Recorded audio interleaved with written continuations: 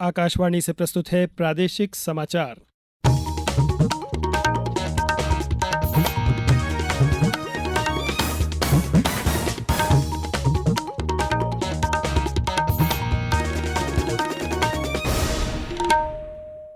नमस्कार, समाचारों के साथ में नवनीत चौबे।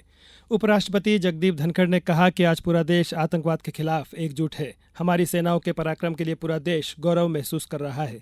प्रधानमंत्री नरेंद्र मोदी के नेतृत्व में ऑपरेशन सिंदूर के जरिए आतंकवाद को जो सबक सिखाया है, उसका पूरा देश कायल है। श्री मोदी ने बिहार की धरती से विश्व को सीधा संदेश दिया है।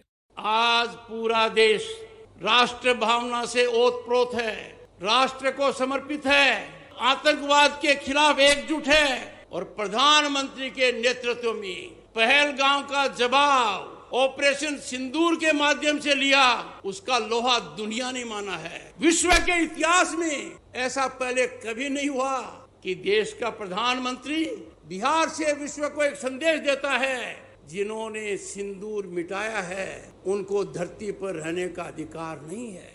उपराष्ट्रपति आज मध्य प्रदेश के नरसिंहपुर में 3 दिवसीय कृषि उद्योग समागम के शुभारंभ सत्र को संबोधित कर रहे थे।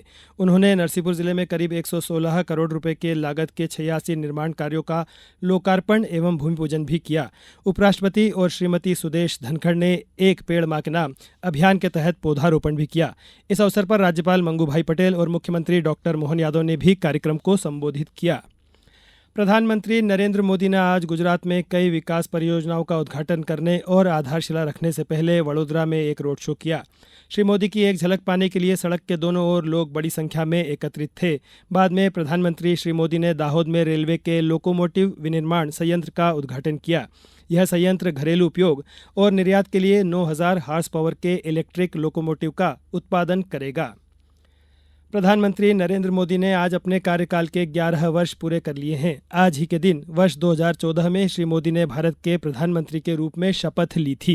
मैं नरेंद्र दामोदर दास मोदी ईश्वर की शपथ लेता हूं कि मैं विधि द्वारा स्थापित भारत के संविधान के प्रति सच्ची श्रद्धा और निष्ठा रखूंगा। मैं भारत की प्रभुता और अखंडता का अक्षुण्ण रखूंगा। यह देश के आधुनिक राजनीतिक इतिहास में एक महत्वपूर्ण मोड़ था, क्योंकि इसने भारत में गठबंधन की राजनीति के 30 वर्ष के युग को समाप्त कर दिया था और लोगों ने भारतीय जनता पार्टी को स्पष्ट और निर्णायक जनादेश दिया था। कांग्रेस सांसद शशि थरूर ने कहा है कि भारत ने पाकिस्तान से चलाए जा रहे आतंकवाद से निपटने के लिए अब नया रुख अपना लिया है और ऐसे अपराध में शामिल लोगों से सख्ती से निपटा जाएगा। श्री थरूर ने कल न्यूयॉर्क में एक सामुदायिक आयोजन में कहा कि अब ऐसे अपराधों का मूल्य चुकाना होगा। गौरतलब है कि पहलगाम हमले के बाद आतंकवाद के खिलाफ भारत के ऑपरेशन सिंदूर पर वैश्विक राजनयिक संपर्क के लिए गठित 7 सर्वदलीय शिष्टमंडल विश्व के विभिन्न देशों के दौरे पर हैं। भारतीय जनता पार्टी सांसद बैजयंत पांडा के नेतृत्व में बहरीन गए शिष्टमंडल ने वहां के उप प्रधानमंत्री शेख खालिद बिन अब्दुल्ला अल खलीफा को सीमा पार से चलाए जा रहे आतंकवाद के बारे में बताया। अब कुछ समाचार संक्षेप में। जबलपुर रेलवे स्टेशन पर रेलवे मेंटेनेंस के चलते कल से 30 मई तक रोजाना 3 घंटे का मेगा ब्लॉक लिया जाएगा। इस ब्लॉक के कारण रानी कमलापति आधारताल इंटरसिटी एक्सप्रेस को मदन महल स्टेशन पर रोका और रवाना किया जाएगा। बुरहानपुर जिले के बाकड़ी, सिवल और मंडवा गांव में जिला पंचायत सीईओ लता शरणागत ने नाइट हॉल्ट कर चौपाल लगाई। इस दौरान ग्रामीणों से मनरेगा और गंगा जल संवर्धन योजना पर चर्चा की गई। सतना में जल गंगा संवर्धन अभियान के तहत प्रदेश के नगरीय विकास एवं आवास मंत्री कैलाश विजयवर्गीय अपने चित्रकूट प्रवास के दूसरे दिन मां मंदाकिनी नदी के सफाई अभियान में शामिल हुए। शिवपुरी कोतवाली पुलिस के द्वारा यात्री बसों की चेकिंग का अभियान चलाया गया था। इस दौरान 6 बसों की चेकिंग की गई, जिनमें 3 बसों में फर्स्ट एड बॉक्स नहीं मिला, जिसके कारण उन पर जुर्माना लगाया गया।